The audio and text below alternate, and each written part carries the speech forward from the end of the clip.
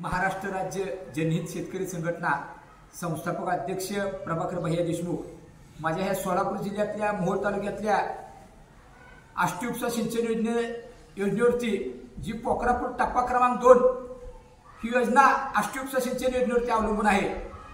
गेल्या 25 वर्षापूर्वी ही योजना शासन दरबारी मंजूर आहे। काही अडचणीमुळे रखडत पडली होती योजना। 1-1.5 वर्षापूर्वीपासून या पोखरापूर टप्पा क्रमांकचं काम अभिमन्यू हांडेने अडवलं होतं। त्यांची मागणी योग्य होती, त्यांचा मोबदला योग्य मिळाला पाहिजे अशी त्यांची मागणी होती। त्या बाबतीत पण 5 महिन्यापूर्वी आम्ही पोखरापूर तलावात पोखरापूर खवणी सारोळच्या काही प्रतिष्ठित नागरिक शेतकऱ्यांनी आम्ही आंदोलन करून तो प्रश्न मार्गी लावला आणि पाईपलाईनचं काम 100% झालेलं आहे।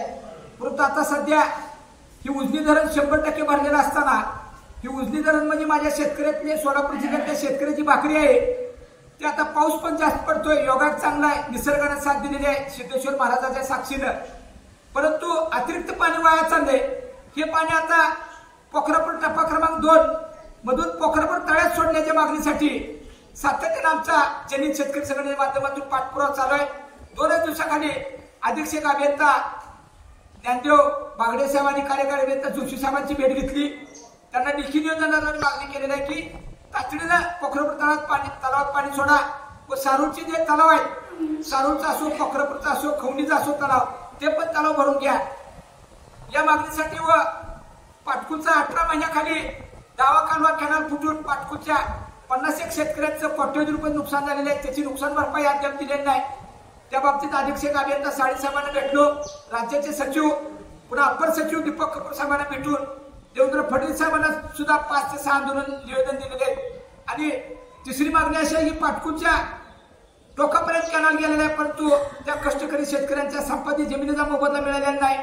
पोपटकाळीच्या वस्तीपर्यंत ते पाणी येते, परंतु ते पाणी पुढे जात नाही, कारण कॅनलला लेवल नसल्यामुळं। त्यामुळे अक्षरशः सुभाष लोखंडे असो, कोळी कंपनी आहेत, आयवळे, लोंढे, बेसरे, काटे, या लोकांना शेतकऱ्याच्या त्या कॅनलमध्ये जमीन गेलेल्या असताना सुद्धा त्यांना एक थेंब पाणी मिळत नाही। ही दुर्दैवाची बाब आहे। त्यामुळे शासकीय अधिकाऱ्यांनी जबाबदारीने याची नोंद घेतली पाहिजे। आणि याच मागणीसाठी सारोळे येथील सिद्धेश्वराच्या साक्षीनं सकाळी 10 वाजल्यापासून 12 तारखेला आजपासून बेमुदत धरणे आंदोलन आम्ही शेतकऱ्यांना बरोबर घेऊन चालू केलेलं आहे। या मागण्या मान्य होत नाहीत आणि तातडीनं या आष्टी उपसा सिंचन योजना अक्षरशः पाणी पाझरून जाते, कॉन्क्रीटीकरण झालेलं नाही। पुन्हा पापरी खंडाळीचं मायनरचं काम अर्धवट आहे।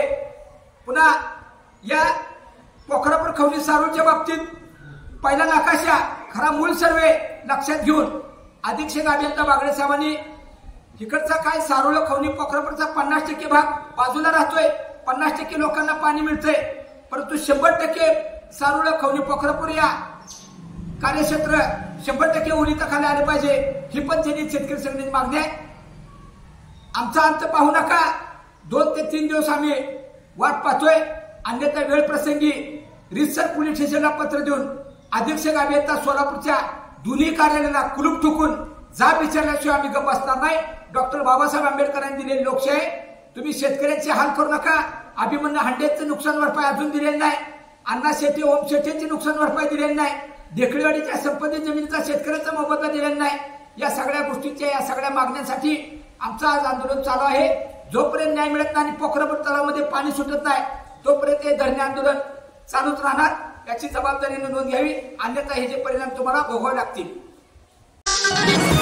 आपल्या भागातील बातम्या पाहण्यासाठी स्टार साम्राज्यला सबस्क्राईब करा व बेल आयकॉनचे बटन दाबून आपल्या मोबाईलवर नोटिफिकेशन्स मिळवा।